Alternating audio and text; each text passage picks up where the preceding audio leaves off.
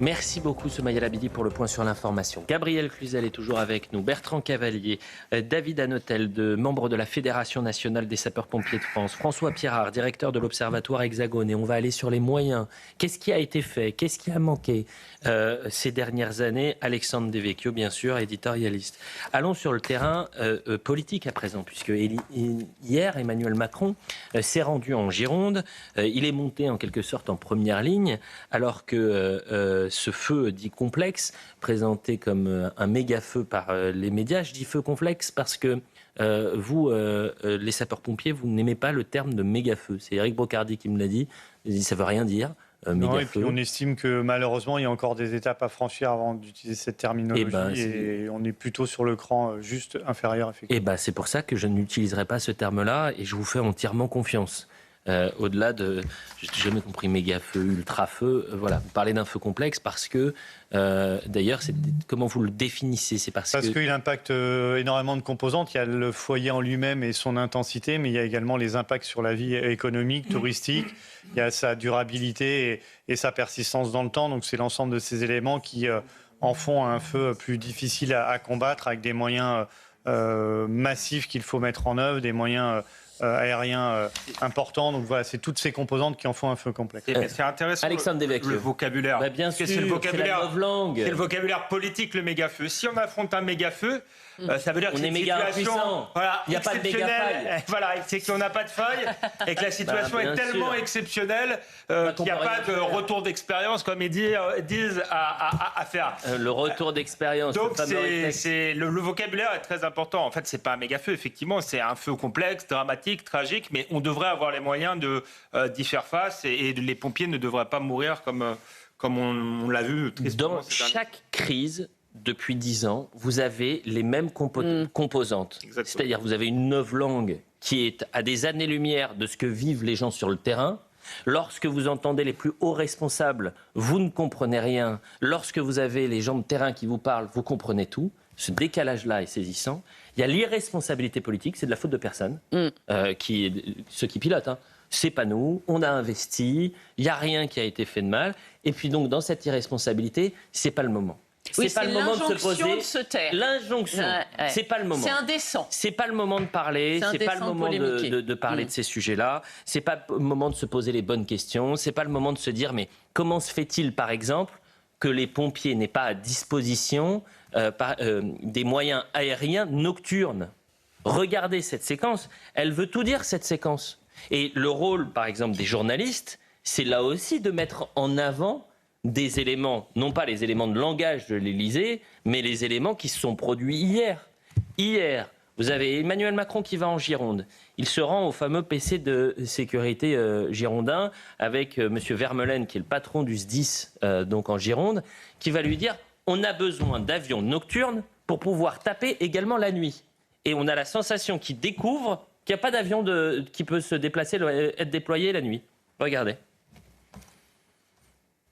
En 2017, on n'avait pas commandé de Dash, qui sont, vous savez, ces avions qui permettent justement d'agir. Depuis 10 ans, on n'avait pas commandé de Canadair depuis 15 ans et d'ailleurs on n'en produisait plus.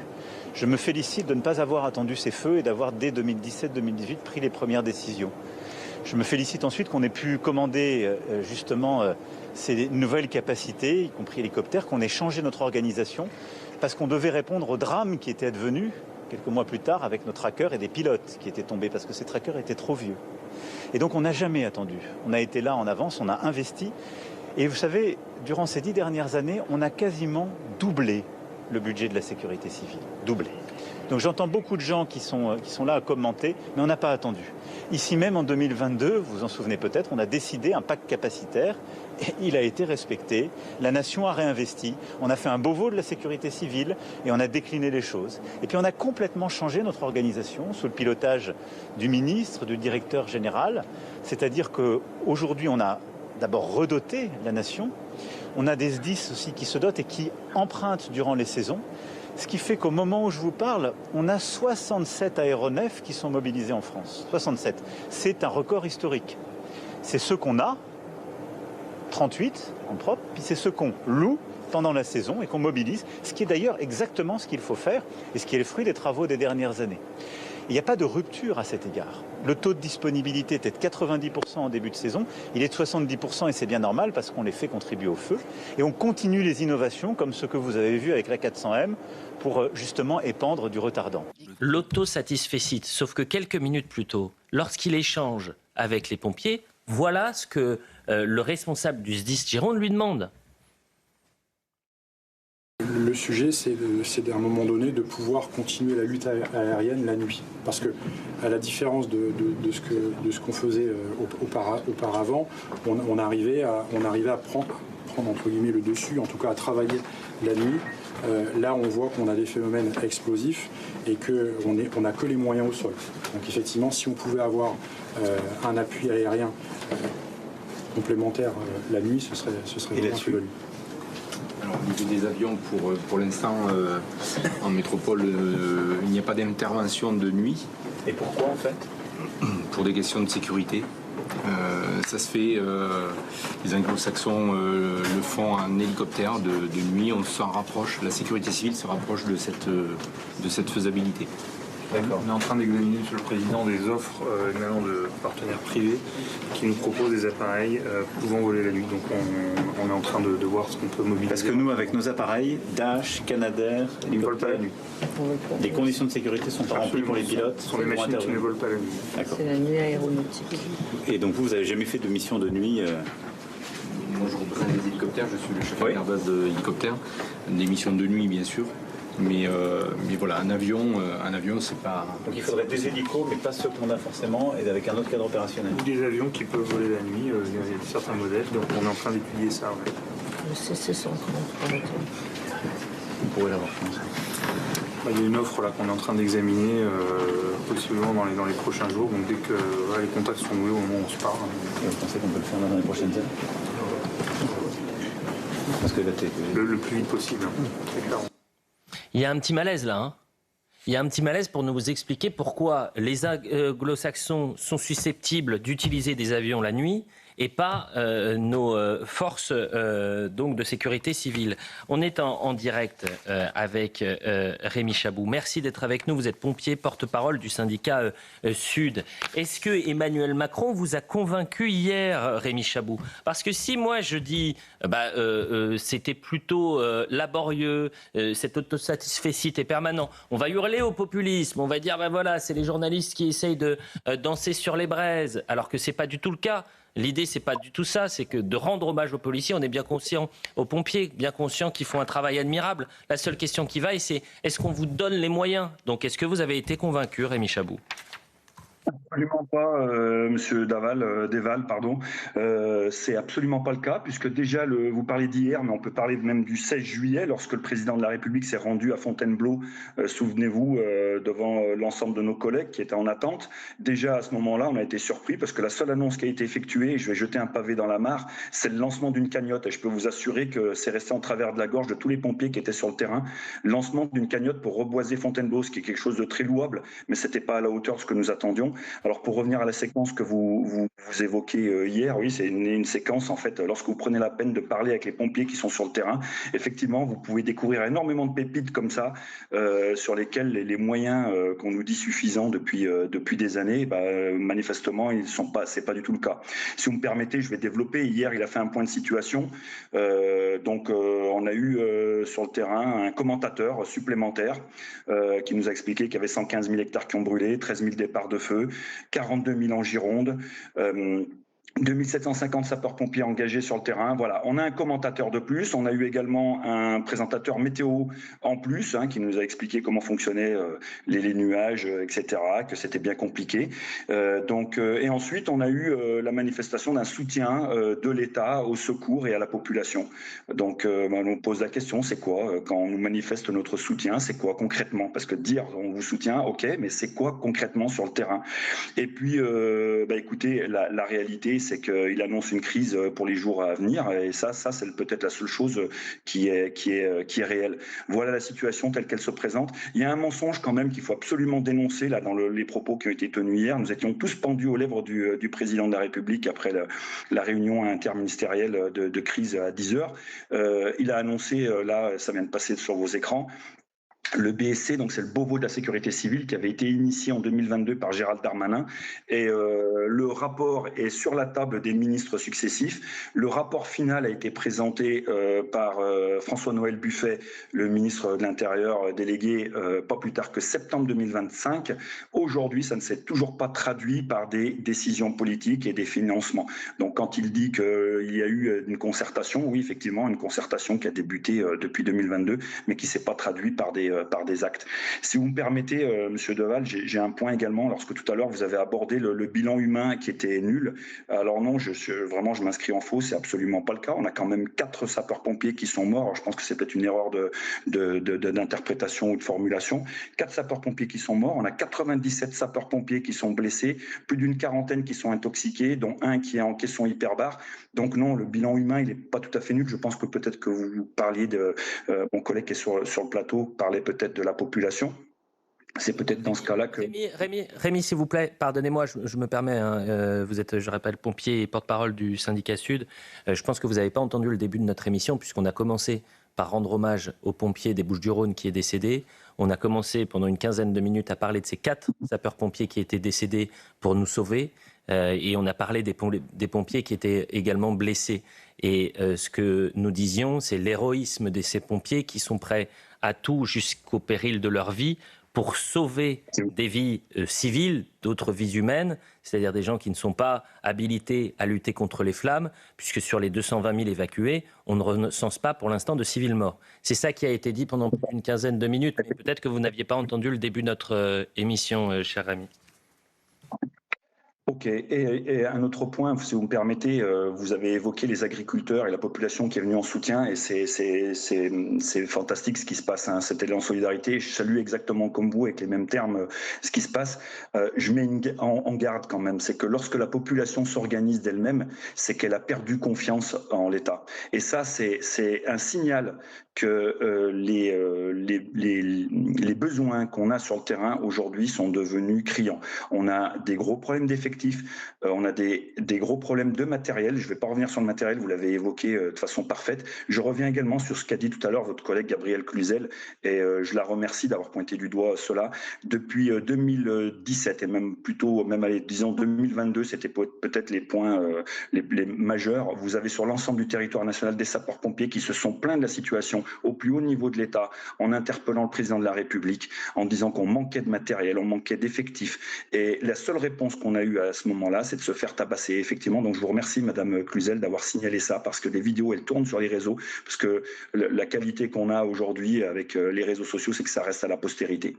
Et il y a des promesses qui avaient été faites par les plus hauts responsables de ce pays. Et je me souviens aussi de cette conférence qui avait été faite par Emmanuel Macron en octobre 2022, où il promettait un renouvellement complet de la flotte de Canadair. Donc là où vous avez raison, c'est que effectivement les paroles restent, et elles restent notamment sur les réseaux sociaux, et il y a une veille qui est faite parfois par des lanceurs d'alerte qui n'ont pas la mémoire courte. C'est pour ça que certains se méfient des réseaux sociaux aussi, c'est pour ça peut-être qu'il va peut-être falloir les museler un peu plus, ces réseaux sociaux. Monsieur Deval, permettez-moi aussi également de signaler, c'est que lorsque le président s'exprime, et vous avez 9 organisations syndicales sur 9 sur 9, vous avez les 2 syndicats de pilotes de Canadair, enfin pilotes de moyens aériens français, et vous avez les syndicats de sapeurs-pompiers volontaires, oui, il y a des syndicats de sapeurs-pompiers volontaires qui dénoncent les propos qui ont été tenus par le président de la République en disant que les moyens étaient suffisants. C'est qu'il y a quand même un signal qui est envoyé. Et je voudrais rebondir sur ce que vous venez de dire à l'instant, et c'est majeur. Oui, les promesses, aujourd'hui, on en a depuis 2017, on en a eu des majeures depuis 2022, elles n'ont jamais été suivies. Et comme disait mon prédécesseur, les flagorneurs d'aujourd'hui sont les amnésiques de demain.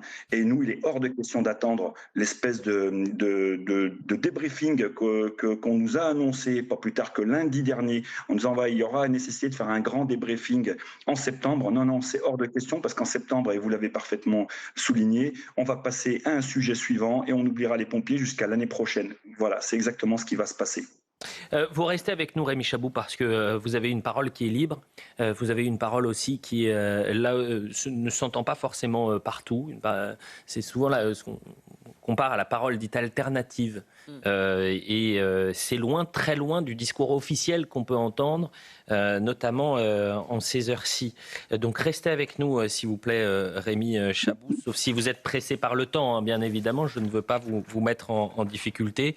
Je rappelle que vous êtes porte-parole du syndicat Sud. Je ne savais pas qu'après l'allocution du président de la République, les 9 syndicats avaient communiqué pour alerter en disant mais attendez, non, il n'y a pas de moyens qui sont suffisants aujourd'hui. Et vous rappelez quelque chose de très important qui avait été rappelé par David Hanotel, membre de la Fédération nationale des sapeurs-pompiers de France, c'est que ce Beauvau de la sécurité civile, il y a eu un rapport final en septembre 2025. Ce rapport, donc c'est un document, j'imagine, extrêmement complet, mais qui n'a amené à aucune direction législative, aucune loi. Non, c'est un travail très important. Alors, ce que expliquait Rémi, 2022, c'est un petit peu plus tardif, mais peu importe les dates. En tout cas, il y a eu plus d'1 an et demi de travail, de concertation, de rencontres sur les territoires, d'échanges avec les organisations syndicales. Un rapport qui est très complet, qui comporte des choses, des propositions plus ou moins de niveaux différents, mais globalement qui posent les problèmes et qui posent des pistes d'amélioration et de renforcement des moyens. Et pour l'instant, mais malheureusement, on le pressentait lorsque le rapport a été publié, les échéances électorales, le calendrier politique ne s'y prétend pas. Aucune de ces propositions n'a fait l'objet du moindre petit début de construction. On l'a vu lors de la construction du budget 2026 avec le sujet TSCA, qui a fait l'objet de plusieurs amendements rectificatifs pour au final être gentiment balayé d'un revers de la main par la ministre des Comptes publics, en considérant, et la prise de parole également est restée dans les mémoires d'Internet, que les SDIS avaient globalement suffisamment de moyens. Alors que le cœur de notre problématique apparaît sur les feux de forêt, c'est évident, mais il existe et il est prégnant au quotidien.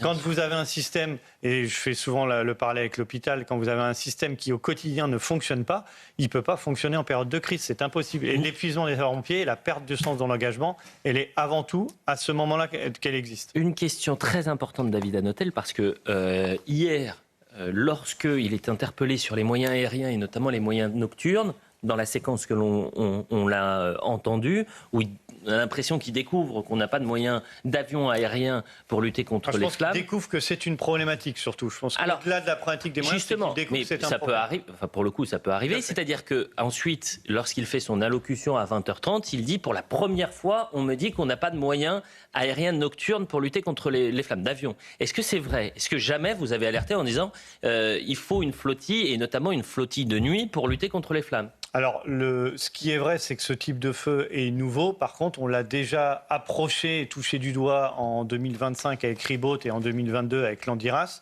Donc, c'est quelque chose qui a déjà été souligné. Mais au même titre que le secours d'urgence à personne, quand votre flotte est déjà limitée, en demander plus avec davantage de capacité technique, ça semble illusoire. Là, dans les renforts européens, il y a des moyens, je crois, allemands, si je ne vous dis pas de bêtises, qui vont posséder, c'est en l'occurrence des hélicoptères, qui vont posséder 1 voire 2 appareils, cette capacité de larguer la nuit. Mais on est sur le début de quelque chose uniquement. Nos 2 équipes, je le disais, sont sur le terrain. Il est 9h50. Marie-Victoire Dieudonné, vous êtes accompagnée d'un pompier justement qui s'occupe de la communication, qui va peut-être pouvoir nous apporter tous les éléments. Vous êtes accompagnée également d'Axel Ribot. Quelle est la situation sur place, Marie-Victoire Dieudonné ? Oui, bonjour Elliot, tout à fait, je suis avec le capitaine Wilfried Schneider. Ce dernier nous expliquait qu'il était chef de secteur ici même lorsque le feu s'est installé pour la première fois. Et nous y sommes ce matin parce que la situation ici vous préoccupe, vous craignez une reprise de feu. Est-ce que vous pourriez nous expliquer un petit peu les enjeux précis de cette zone et le pourquoi de cette inquiétude ce jour ? Oui, effectivement, ce week-end, nous avons réussi à stabiliser la situation en fait sur ce secteur-là. En revanche, c'est un secteur qui est très particulier puisqu'en fait, c'est un secteur dunaire, donc difficile d'accès. On a, vous le voyez juste derrière moi, des pare-feux qui nous facilitent la tâche et qui évitent cette continuité du massif forestier, qui nous permet justement de ralentir le feu et d'éventuelles reprises quand il arrive au contact de ces bandes à sable blanc. En revanche, avec les conditions météo du jour, contrairement aux 2 jours précédents où on avait des conditions météo qui étaient favorables, là aujourd'hui on a des conditions météo plutôt défavorables avec une température qui augmente, on a une vigilance canicule qui revient, on a un taux d'hygrométrie qui s'abaisse et on a un vent qui change d'orientation. On était sur un vent qui allait donc de l'ouest vers l'est et là, il change considérablement de direction puisqu'il va de l'est vers l'ouest. Donc on va devoir être vigilant sur cette partie-là dès ce matin et cet après-midi en prépositionnant des moyens et en travaillant conjointement avec nos collègues de la DFCI pour justement faire en sorte que le feu évite de passer ses bandes à sable blanc et de traiter au plus proche des foyers actifs les lisières qui sont encore, je le disais à l'instant, actives avec encore quelques flamèches et quelques fumerons. Donc comme vous le voyez, la situation ici est encore fortement préoccupante. La vigilance est de mise, évidemment. Pour rappel, ici en Gironde, le feu n'est pas fixé, mais il a été stabilisé. Mais comme vous l'expliquait le capitaine, les conditions météorologiques de la journée, avec la hausse des températures en fin de matinée, mais aussi la différence de vent, vont évidemment compliquer les opérations. La vigilance est donc de mise ici. Merci Marie-Victoire Dieudonné. On reste sur votre image. Est-ce que vous pouvez demander au sapeur-pompier qui est avec vous, je ne sais pas s'il est encore présent, puisqu'il nous parlait de ce pare-feu, cet immense couloir que l'on voit derrière vous, si ce pare-feu a été mis en place après l'incendie de 2022 ou s'il était déjà existant. Est-ce qu'il faut multiplier ces routes-là pour éviter que le feu se propage ? Bien sûr, la question d'Eliott Deval concerne le pare-feu que l'on voit ici, cette longue zone. Était-il déjà disposé en 2022 et s'agit-il d'une solution à long terme justement pour que ces situations ne se reproduisent pas ? Alors en 2022, j'étais chef de centre moi sur la commune de Lège-Cap-Ferré. Ce pare-feu est existant depuis plusieurs années. Effectivement, il était bien présent. C'est un pare-feu qui a été élargi quand même légèrement. Il faisait une 50aine de mètres. Il a été élargi d'une 10aine de mètres de chaque côté, justement pour encore davantage ralentir la progression du sinistre, nous permettre d'avoir cette action préventive, parce qu'on parle du feu aujourd'hui, mais en fait le feu c'est un travail du quotidien, c'est un travail qu'on fait avec les associations syndicales autorisées de DFCI, avec les élus locaux sur la commune de Lège-Cap-Ferré, et ce travail il est fait depuis de nombreuses années, et là notamment il a été relativement efficace, puisqu'on parle du pare-feu central, celui-ci qui est orienté donc nord-sud sur une longueur de 25 km qui couvre toute la presqu'île. Mais on a également des garde-feux, notamment le garde-feu 85 qui est orienté lui est-ouest et qui nous a permis de stabiliser la situation, je le disais tout à l'heure, ce week-end. Et nous aurons l'opportunité tout au long de cette matinée de suivre justement les pompiers qui nous emmèneront sur des zones qui sont particulièrement concernées par des pare-feux qui cette fois ont été mis en place au cours des événements qui surviennent depuis ces 6 derniers jours. Merci beaucoup Marie-Victoire Dieudonné et merci à Axel Rebaud qui est avec vous, qui vous accompagne. Pourquoi je me suis arrêté sur les pare-feux ? Parce que autre séquence là aussi majeure, avec le président de la défense de la forêt française contre les incendies départementale de Gironde, qui était présent au moment donc de cette communication du président de la République et de ce déplacement. Puis il y a un moment qui va être peut-être le temps de la journée. Il va lui dire, vous voyez ces pare-feux ? C'est la croix et la bannière pour les mettre en place. Parce que vous avez des associations, parce que vous avez des lobbies, parce que vous avez des syndicats qui disent « mais attention, qu'est-ce que vous êtes en train de faire ? Vous êtes en train de tuer nos forêts. » Mais mieux vaut, et c'est ce que dit le patron de la DFCI, mieux vaut sécuriser avec ces pare-feux plutôt que la forêt, un jour, elle brûle complètement. Et il y a 30... Je dis, là, c'est Bertrand Cavalier. Vous avez noté, parce que la mise en danger des pompiers, c'est aussi toutes ces contraintes, ces entraves au débroussaillage. Actuellement, le code de l'environnement va contre le code forestier. C'est-à-dire qu'on interdit aux forestiers de débroussailler au nom de principes d'environnement. Autre chose, rapport du Sénat, il n'y a que 30% des surfaces devront faire l'objet d'une obligation légale de débroussaillage qui le seront effectivement. Donc la réponse doit porter sur les moyens, évidemment, mais elle doit porter également sur la prévention. Et surtout sur la prévention. Parce que là, on met en danger... Là, ils ont dû défendre les maisons, donc ils n'ont pas défendu prioritairement le domaine forestier, parce qu'il y a également ce problème qui est fondamental de prévention. Qui vous limite, David Hanotel, pour la mise en place de ces fameux pare-feux ? Alors, vous l'avez parfaitement expliqué, c'est différents points, différentes filières qui sont réticentes à la mise en place de ces pare-feux, en particulier la filière la sylviculture, qui voit à traverser par feu une perte de revenus immédiate, mais que l'on doit opposer avec ces 1000 hectares ou 2000 hectares qui sont supprimés et à l'inverse qui protègent 10 000, 20 000 ou 30 000 hectares. Donc il faut qu'il y ait cette évolution dans l'état d'esprit. On comprend les conséquences économiques et l'importance de ces arbres et du revenu qu'ils représentent. Mais il faut que tout cela évolue. C'est ce qui a été évoqué hier à travers une conception différente de la forêt, mais il faudra que ça se traduise dans les actes.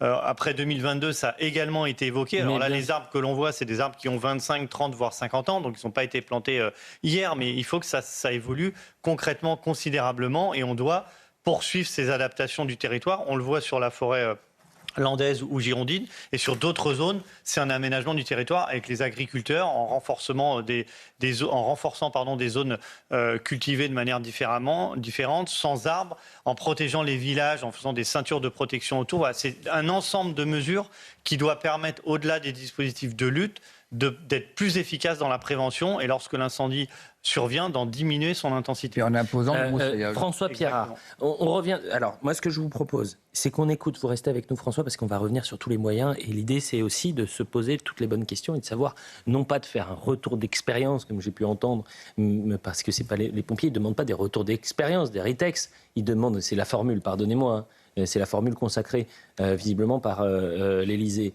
Mais ils demandent surtout des moyens pour lutter contre ces flammes. Donc dans quelques instants, vous entendrez Bruno Lafont qui a interpellé le président de la République en disant à un moment donné, il va falloir changer notre manière de voir la forêt, il va falloir arrêter de parler, il faut arrêter de parler, c'est la formule qu'il a employée. Et puis, vous verrez également avec François Pierrat les moyens qui ont été alloués pour la sécurité civile et ce qui nous manque aujourd'hui, ce qui a été promis, ce qui n'a pas été fait. On voit tout cela dans un instant. Il est 9h57. Je vais céder la place dans quelques instants à Europe 1. C'est la passation de plateau, normalement. Je le demande en régie. Avec Omblin Roche, normalement. Est-ce que Omblin est avec nous? Chère Omblin, bonjour. Personne ne m'a prévenu. Heureusement que je me suis souvenu qu'il y avait une extraordinaire émission après que vous étiez là. Chère Omblin, vous allez bien? Ça va très bien. Le club de l'été, à partir de 10h jusqu'à 13h sur Europe 1, des jeux, des rendez-vous, des débats. Et notre invité, l'une des plus grandes figures des émissions de jeux à la télé française, il fera tourner son micro pour nous. C'est Philippe Risoli. Eh bien, écoutez, excellente émission à vous, chère Omblin. Merci. Je donne rendez-vous aux éditeurs d'Europe 1 à 16h. Oui, vous restez avec nous, on arrive pour le club de l'été avec Philippe Risoli qui raconte notamment ses années télé. À tout de suite sur Europe 1. Merci. Et nous, on se retrouve dans un instant sur CNews. Vous restez avec nous, David Hanotel, membre de la Fédération nationale des sapeurs-pompiers de France.